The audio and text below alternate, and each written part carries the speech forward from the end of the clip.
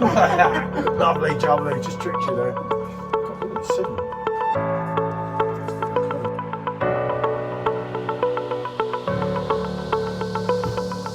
That's got to be reviewed, especially on the first draft pro. And it was quite a lot heavier. Especially with the whistle.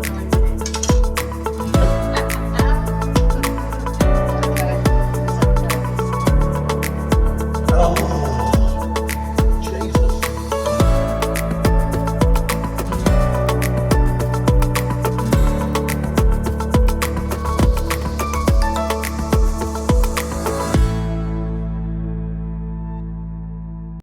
Good afternoon, people. Hey, it's Paul from Rate My Beer and the world famous. She's already introduced herself. Not that you didn't know her in a way. You know, she's very vibrant in all the Facebook groups. And quite a well-known character, isn't you, really? A pillar of the community. In some places. So, right, we're doing Bush. It's a triple. It comes in at a staggering 10.5% ABV. We have the glass, which we haven't used for 2 or 3 years. It's a cracking glass, and it actually looks like it's cracking, doesn't it? We had 2 Bush to do. One was 12%. One was this 10.5% triple. This had yellow on it, and Michelle fancied the lighter version, so this one won it. So, it has a nice little lid. If you can see, yeah, okay. Well, was he shake it up too much? Yeah, I was thinking that. Bollocks to Gareth. Right, so let's get the pour. I'll do that this way for you. I only remember some of the seasonal Bush ones we used to have when we got the glass before. It's been a long time since I drank a beer. Look at the this colour of brand. that. Yeah, we were drinking these. There was a certain gentleman, Mr. Belgium, as we called him. I won't go too much on about him, but he introduced us to this. Introduced us to a lot of crap, but some of them were decent, and this was actually one of them. It wasn't this particular one, I don't think. The last time we used this phone, there you go, look at that. Stella unfiltered, eh? So, okay, that's because the other phone's run out of battery. Let's get the picture before Michelle gets a bit noised up with me. She wouldn't do that. She's not that type of girl. So, there you go, there's the picture. So it's hazy. Yeah, it's got a nice amber, Yeah, orange kind of colour. It is hazy. The head has died down a little bit, but yeah, that's looking good. Yeah. I say, I'd be lying if I said I could remember anything, and I'm not going to sit there typing this Bush triple on Google for the sake of it and reading something that I probably don't agree with anyway, and it will sidetrack my judgment. Okay, the first thing I'm noting about this, I'm getting a really wheaty straw kind of smell from this. It's very malty as well. Yeah. Blimey.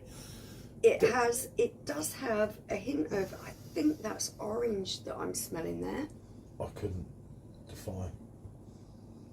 Might well be, but I'll tell you what, it's smelling like a triple, it's smelling like a Belgian blonde.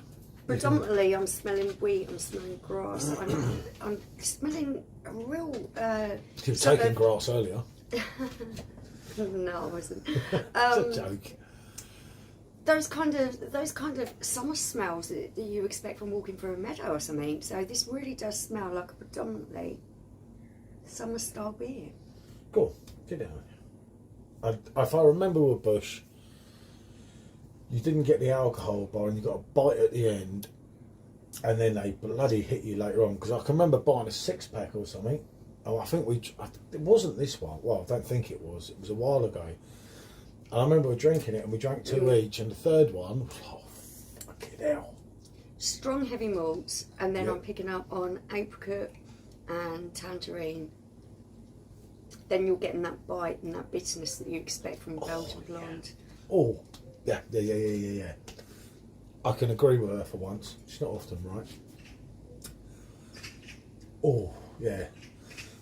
You're not getting... Shut up, you little shit. Right, you're not getting your 10.5.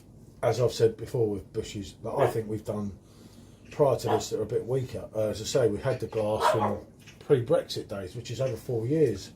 What I love about this style of beers Right. is that when they've got that higher alcohol volume, they really are packing a punch. So you're getting something that's really got a depth in body, but also they give you a real lovely flavour. And the fruit flavours that I'm getting in this are really nice. I'm getting a nice warming feeling as it's going down. There's a heavy maltiness to it. There is a straw-like quality there as well.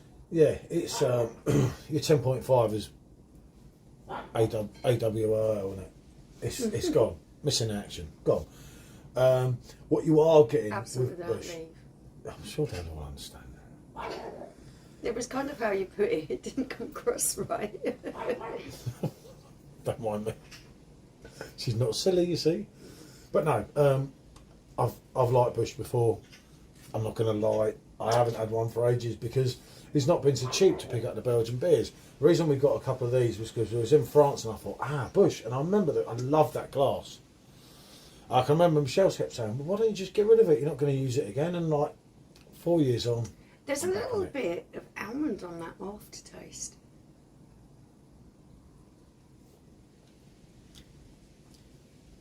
You do get, when you sip it quick, you do get the hit more. But when you let it flow around. Almost like marzipan that I'm picking up on the end of that. I'm getting the straw-like quality. I'm getting the deep malts. I get the wheatiness though. Apricot. Yeah, the apricot. I can go with that. Mandarin, maybe. So. Yeah, it's a hint of citrus, but not a strong citrus flavour. That's why I'm going for the mandarin. It's zesty, yeah. It's definitely zesty, and there's a zestiness in it. But there's a marzipan taste at the end of this. I don't know about marzipan. You know, she's a woman. The Almonds, lights are on. marzipan, definitely. I'm picking up that kind of vibe at the end of this. I tell what vibe I'm picking up. There's a reason they've been going since 1769, as they highlight twice on the bottle, and you are, as you're starting to delve more into it, you are picking up that bitterness. Really picking out those flavours. Lovely. And it's really complex. There are lots of different flavours there. Yeah. And every time you take a sip, you're gaining a little bit more flavour one way or the other. And your brain's trying to process what you're actually tasting. Which I struggle with, as you know. Not all the time. No, but it's there's a lot going on. She's hit the nail on the head there. You are starting to feel, and this doesn't happen often, but as you drink through it, what I'm noticing, the bitterness is getting heavier. And you are starting to feel that it's packing a punch, because that 10.5 at the beginning was well hidden. But it has, but it's a nice bitterness. Is it marzipan? I don't know. It's marzipan. I don't know what it is. What I'm finding is the alcohol punch to this is really balancing out nicely with. I'm picking out almond and marzipan, but also those soft fruits in there. The little zinginess of a mandarin. The zestiness, maybe this pear, orange. I don't know. It's impossible to. It'd be really nice to hear if other people have experienced this drink before, because there is so much going on there. It'd be nice to see what other people are tasting from this. It can go in the Belgian beer groups. Ooh. I can't normally go in, unless they ban me. I don't know. No, I don't think I've upset them in there.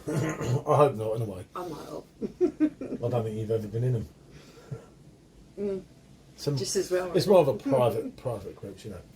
Creme de la creme clientele. Yeah, I go in the IPA ones. Yeah, you're more suited. So, right, where are we going on this? She's enjoying this, isn't she? That. Make sure she gets her bit, you see. She's not silly, this one. It's a sipping drink. It's not one where you want to take a massive mouthful. No way. It's strong. It does feel like it's got a kick, but with all the other flavours in there, that really is giving you a drink that is pleasantly balanced out. I really like this. Yeah, it's a decent triple. The sad thing I have now is I didn't bring another bottle back, so I haven't got. I can't do it against anything else. Because everyone always says, "Oh, yeah, go on. Can you do it against such and such or such and such?" No, Unfortunately, not until we go abroad again. I'm going to rate my beer of 8. I'm agreeing I do like for that. once. That's got really pleasant flavours in it. Yes, it's a big hitter, but it doesn't taste like anything where you go, oof. It's got lovely flavours to balance it out. There's some absolutely lovely characteristics here. It's delivered. I've always liked their stuff. I stopped drinking it because, one, we left the European Union, which I didn't agree with for whatever reason, and two, There was one of them. It might have been the 12% one, but we drank the 6 bottles in one night. Jesus, was I hungover? Yeah, you got to go careful with this stuff. But yeah, it's one of them that, like you say, it's a sipping drink. Yeah. But you know, the glass is pure class, isn't it? You've got your 25 CL mark. You've got your 33. I hope you can see there on the camera, and it's an all-round cracker. It's a good strong 8. Yeah, definitely. Can't say more than that because this really is a very nice drink. Even has that tinge, you know, of like the farmhouse ale. Yeah, there is a little bit of that there because the alcohol content's there and it's giving it a bit of a kick. You know, but as a triple, it's not as smooth as triple Carmack, but is there not more flavour going on through it? I don't know. Without putting them together, it'd be hard to say. Probably overall, I think TK probably shades that. I think so. But that's my opinion. Like I say. It's hard to say without trying them side by side. You didn't have triple Carmack last time. Exactly. I haven't tried that for a while. I got lumbered on the keg. It's really difficult for me to say. I've never recovered. Having tried this today, I highly recommend it. It's a good one. It's a cracker. Right. Sorry, we've gone on for too long again. These reviews that are meant to get shorter, get longer. She keeps gassing on. I do apologise for Michelle and everything. What can I say? Thanks for watching. Thanks for your support. Back with the next one soon. See you next time. Bonjour.